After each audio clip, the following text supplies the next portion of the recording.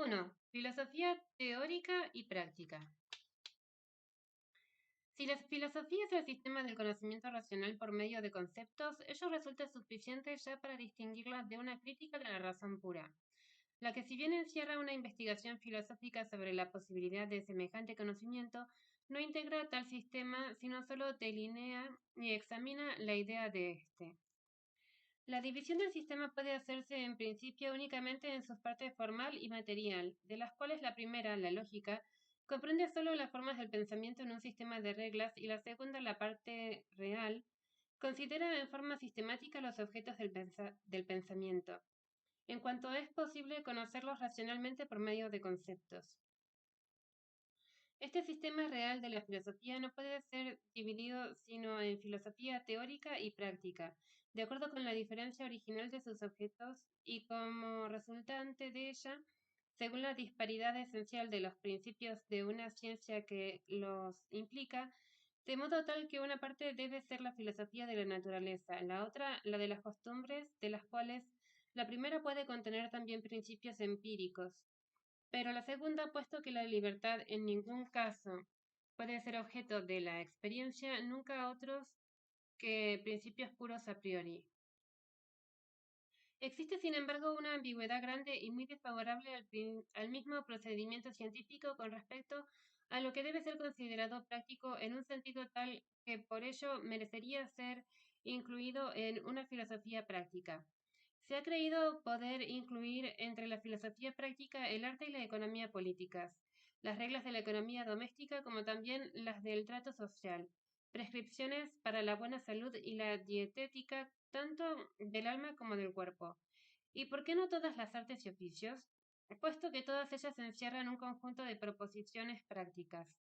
pero proposiciones prácticas distintas de las teóricas, que consideran la posibilidad de las cosas y su determinación en cuanto a la manera de su representación,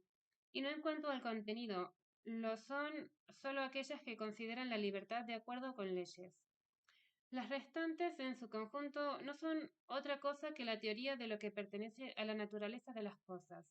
solo aplicadas según el modo en que ellas pueden ser producidas por nosotros según un principio, esto es, la posibilidad de las mismas representada por un acto arbitrario. Igualmente pertenece a las causas naturales. Así, la solución del problema de la mecánica de hallar para una fuerza dada que ha de estar en equilibrio con un peso dado, la relación de las respectivas palancas, está expresada en una fórmula práctica que, empero, no contiene otra cosa que el principio teórico de que la longitud de estas últimas debe estar en relación inversa con las primeras cuando se hallan en equilibrio. Solo que esta relación en cuanto a su origen está representada como posible mediante una causa cuya razón determinante es la representación de aquella relación de nuestro arbitrio. Del mismo modo como del mismo modo acontece con todas las proposiciones prácticas que solo se refieren a la producción de los objetos. Cuando se dan prescripciones para aumentar la felicidad y, por ejemplo, solo se habla de aquello que se debe hacer en su propia persona para predisponerse a la felicidad, solo las condiciones intrínsecas de su posibilidad en la frugalidad, en la moderación de las inclinaciones que no llegan a ser pasiones, etc., son representadas como pertenecientes a la naturaleza del sujeto. Y al mismo tiempo, el modo de producir este equilibrio es presentado como una causalidad inherente a nosotros mismos, y por tanto, todo aquello como deducción directa de la teoría del objeto relacionada con la teoría de nuestra propia naturaleza, nosotros mismos como causa. Por lo tanto, la prescripción práctica es aquí distinta de la teórica por la fórmula, pero no por el contenido, y no necesita, por tanto, un tipo especial de filosofía para entender ese nexo de los principios con sus consecuencias. En una palabra, todas las proposiciones prácticas que deducen del arbitrio como causa lo que la naturaleza puede contener pertenecen en su totalidad a la filosofía teórica, como conocimiento de la naturaleza. Solo las que dan la ley a la libertad son específicamente distintas de aquellas en cuanto al contenido. De las primeras se puede decir que ellas configuran la parte práctica de una filosofía de la naturaleza, de las últimas, en cambio, que son el único fundamento de una filosofía práctica especial. Observación. Interesa mucho determinar exactamente la filosofía según sus partes, y no incluir a este fin entre los miembros de su división sistemática lo que solo es conclusión o aplicación de aquellas a casos dados, sin necesitar principios especiales. Las proposiciones prácticas se distinguen de las teóricas o en cuanto a los principios o en cuanto a las conclusiones. En el último caso no forman una parte esencial de la ciencia, sino que pertenecen a la parte teórica como una categoría especial de conclusiones deducidas de ella. Pero la posibilidad de las cosas según leyes naturales es esencialmente distinta en cuanto a sus principios, de su posibilidad según leyes de la libertad. No obstante, esta diferencia no consiste en que la última, la causa, esté dada en una voluntad, mientras que en la primera lo esté fuera de ella en las cosas mismas. Desde que la voluntad no obedece a otros principios que a aquellos por los que el entendimiento comprende que, de acuerdo con ellos, como meras leyes naturales, el objeto es posible, una proposición que contiene la posibilidad del objeto por causalidad del arbitrio bien puede ser llamada una proposición práctica, pero con todo no se distingue en principio de ningún modo de las proposiciones teóricas concernientes a la naturaleza de las cosas, sino que más bien debe pedir prestado a ésta lo que necesita para reproducir en la realidad la representación de un objeto. Las proposiciones prácticas que por su contenido se refieren solo a la posibilidad de un objeto representado por acción arbitraria son por lo tanto solo aplicaciones de un conocimiento teórico completo y no pueden constituir parte esencial de una ciencia. Una geometría práctica como ciencia aislada carece de sentido, aunque tantas proposiciones prácticas estén contenidas en esta ciencia pura, de las cuales la mayoría como problemas necesitan una indicación especial para ser solucionadas. El problema de construir un cuadrado con una línea dada y con un ángulo recto dado es una proposición práctica, pero mera consecuencia de la teoría. Tampoco puede la agrimensura atribuirse el nombre de una geometría práctica ni llamarse parte especial de la geometría en general, sino que ella pertenece a los escolios de la última, a saber, a la utilización de esta ciencia para tareas profesionales. Esta ciencia pura y por ello suprema parece renunciar a algo de su dignidad al aceptar que como geometría elemental necesita instrumentos, aunque sean solo dos, para la construcción de sus conceptos, a saber, el compás y la regla, única construcción que ella llama geométrica, mientras llama mecánica a la de la geometría superior, porque para la construcción de los conceptos de esta última se necesitan máquinas más complejas. No obstante, por los primeros tampoco se entienden los instrumentos reales, sinus et regula, los que nunca podrían producir esas figuras con precisión matemática, sino que ellos deben significar únicamente a priori los modos más sencillos de representación de la imaginación, a la que ningún instrumento puede igualar.